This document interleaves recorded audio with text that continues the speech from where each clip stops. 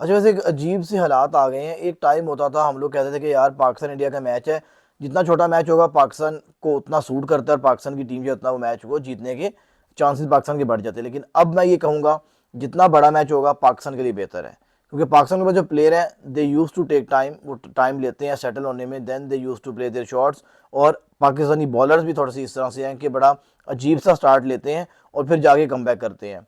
तो अगर तो मैच छोटा हुआ तो बॉलर्स और बैट्समैन दोनों के लिए मामला ख़राब हो जाएंगे। तो आई डू बिलीव कि जितना लंबा मैच होगा ये वाला पाकिस्तान के उतने हक में जाना शुरू हो जाएगा। अच्छा, जब मैच की हम बात करेंगे तो मेरी प्लेइंग 11 क्या है, मेरी प्रिडिक्शन क्या है, उसके ऊपर बात करते हैं। पहले सबसे पहले हम बात करेंगे इंडियन मीडिया की। इंडियन मीडिया को इन्ना को चवल मीडिया हैगा, इन्ना को चवल मीडिया हैगा कि तुहानू कुछ तुम जो मर्जी कह लो, आपकी ना वो आपका वो सोचने का नजरिया खत्म हो जाएगा, उनकी चवलनेस खत्म नहीं होगी। उन्होंने कोशिश की जी उस्मान तारिक के साथ जो है हम लोग जाकर ज़रा उसको दिमाग ख़राब करें, वो उसका एक्शन इलीगल नहीं है, वो नहीं है। इन्हीं के अंपायर ने भी कह दिया, आईसीसी ने भी कह दिया, सारे लीगल एक्शन है। आमिर सुहेल ने भी वीडियो बना दी है, प्रॉपर करके दिखा दिया जी कितना खाम आता है कितना नहीं आता, क्या 15 डिग्री है, क्या सब कुछ है। तो अब इनकी जो है मुंह बंद हो जाना चाहिए। अगर तो ये हारते हैं तो भी वेरी ऑनेस्ट, इन्होंने क्या करना है, उस्मान तारिक के ऊपर डाल देना है। और मैच ना भी खेलने का वो मैदान आया सी, ऐसी डर गए, इतने ये लोग अजीब से लोग हैं। लेकिन चले मैच की बात करें तो सबसे पहले देखें पाकिस्तान को एज क्या है। पाकिस्तान को ये एज है कि कोलंबो में मैच है, पाकिस्तान को कंडीशन सूट करती है। पाकिस्तान के पास प्रॉपर 7 बॉलर्स हैं जी इस मैच में, गिना दूं। साइम अयूब, उसके बाद जी जो प्रॉपर बॉलर्स हैं, इब्रार, उस्मान तारिक, शादाब, कितने हो गए जी, 4 हो गए जी।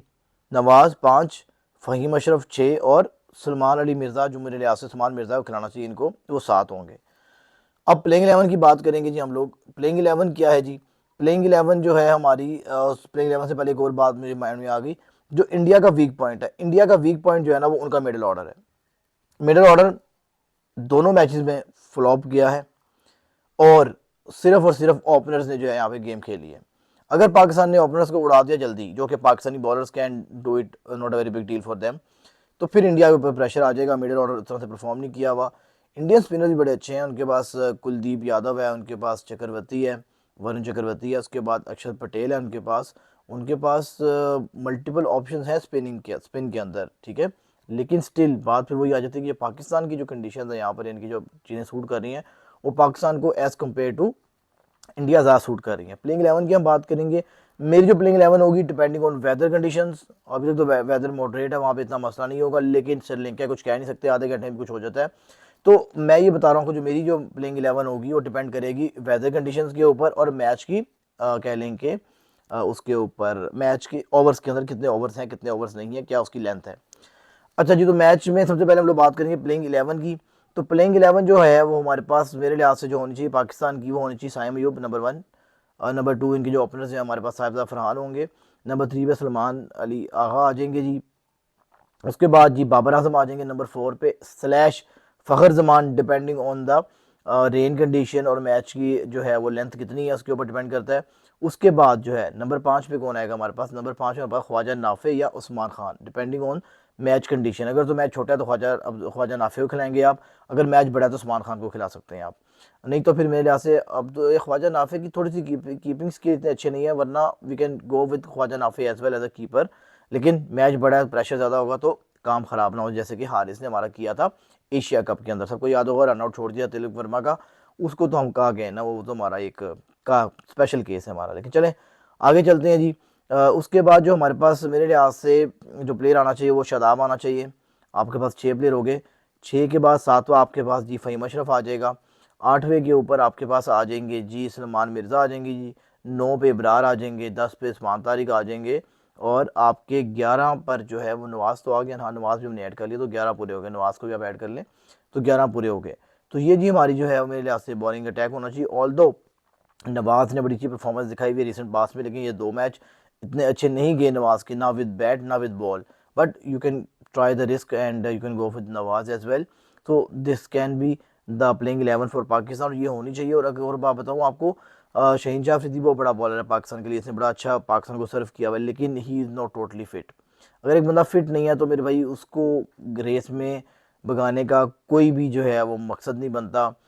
इसी वजह से फ़खर जमान को भी जो है बाबर के ऊपर तरजीह इसलिए दी जा रही है because he is not 100% fit. वरना अगर फिट ना होता तो शायद अभी तक 2 मैचों में से एक में बाबर को बिठाकर ट्राई कर लिया जा चुका होता।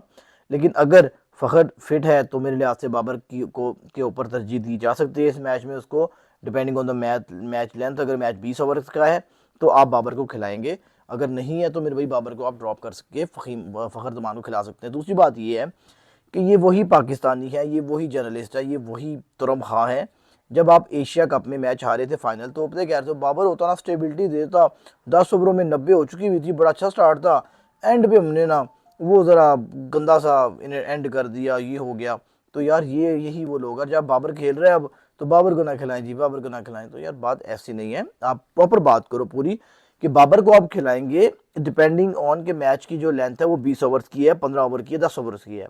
अगर तो 20 ओवर से कम ओवर्स की लेंथ है तो आप बाबर को कहें बाबर भजन आप रेस्ट करें, याशी पिए, सिगरेट पानी पिए बैठ के, हम अगले मैच में आपको देखेंगे। You are over prime batsman जो कि है, और आपने 4,500 स्कोर बनाई हुई T20 के अंदर, उसको थोड़ा सा कॉन्फिडेंस तो देना आप।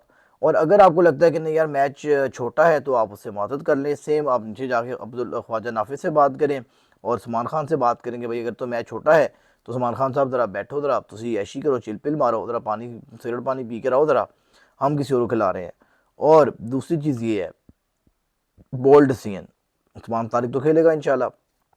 सलमान मिर्ज़ा, सलमान मिर्ज़ा कोई कसूर नहीं है, कोई उसने आपके साथ ज़्यादती नहीं की, उसके साथ ज़्यादती ना करें।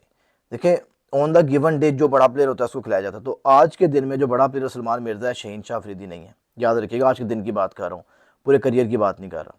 तो आपको देखना पड़ेगा कि आपके पास वो एक बॉलर है जिसने 3 विकेट्स ली पिछले मैच में, आपने उसको बिठा दिया, और अब जो है वो बॉलर है जिसको 40 स्कोर पड़ी है, अब आप उसको दोबारा खिला रहे हैं। बड़ा नाम नहीं होता है, बड़े काम होते हैं। हाँ हो, ये भी रिपोर्ट्स आ रही है कि नसीम शाह को भी खिला सकते हैं, लेकिन मैं भी नसीम शाह के भी हक में नहीं हूँ। सलमान मिर्ज़ा जो लड़का वो डिज़र्व करता है फास्ट बॉलिंग में जगह, वो आपके दोनों और फास्ट बॉलर्स नहीं करते। तो do take a wise decision and go for the kill. इंशाल्लाह अगर शुरू में विकेट्स मिल गई हमें तो हम ये मैच जीत सकते हैं। और एक और मेरी टेक्निक है जी मैच जीतने की, बैटिंग करे पाकिस्तान पहले 160 165 भी बना दी तो मोर देन इनफ है मैच जीतने के लिए।